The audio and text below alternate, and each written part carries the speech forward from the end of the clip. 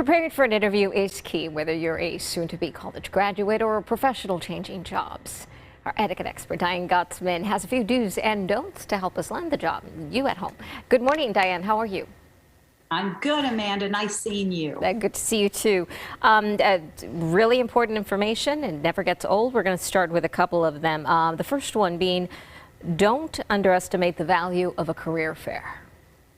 So whether you are looking for a job in the community, there are community career fairs where you can look online and there's all kinds of ways that you can find them. Or if you are a student in a university, there are career service centers and they offer career fairs. And this is a perfect opportunity to meet multiple professionals in different fields, practice your professional skills, because whether you decide that you want one of these opportunities or not, we all get rusty. So going out and mixing and mingling and getting rid of some of these nerves is key when you walk in for that job interview. Yeah.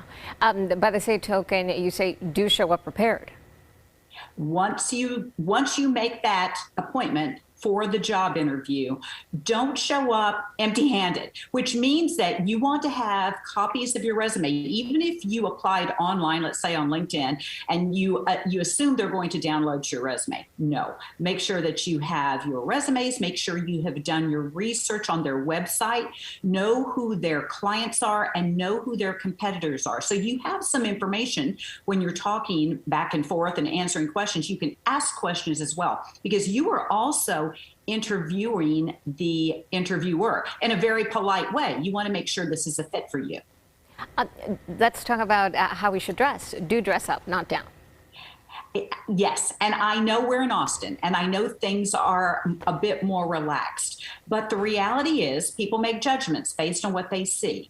And it is always better to dress a little better than you think you should than more relaxed. You are not going to go wrong by taking time and making sure that you look orderly, of course, clean, your hair is not crunchy. That's one of the things that recruiters tell me when they notice interviewers, they come in with crunchy hair that they just, and they use that term because their hair is just washed and done.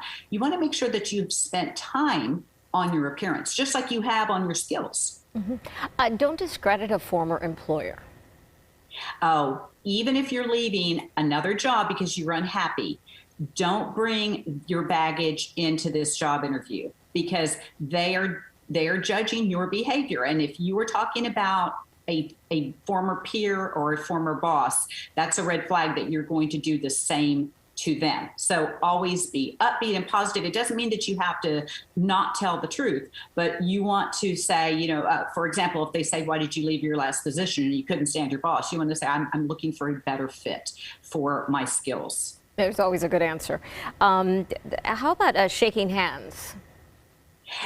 This is, we're out at, hopefully we're on the other side of this pandemic. People are still cautious, but handshakes are back.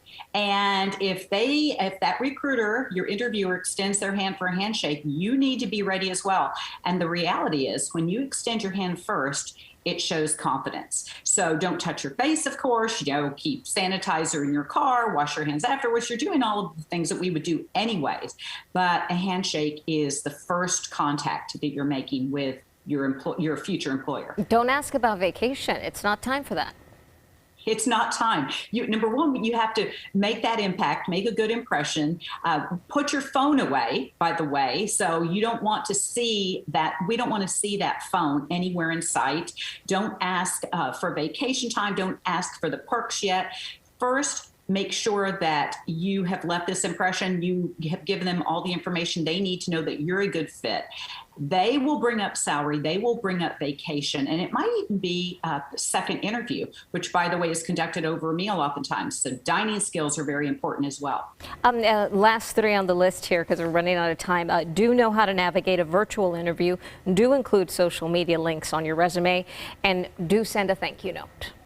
Absolutely. A virtual interview is the same as an in-person interview. Dress head to toe. People ask me, should I put my social media links on my resume? By all means, but make sure your social media is cleaned up so they can look at it and know who you are as a professional, and always send a thank you note. As soon as you leave, go home, send an email thanking them for the time, and then follow up with a handwritten note. That way they have 2 ways to remember you. Yeah, make an impression. Diane, thank you so much. It's always good talking to you. Nice seeing you. Bye-bye.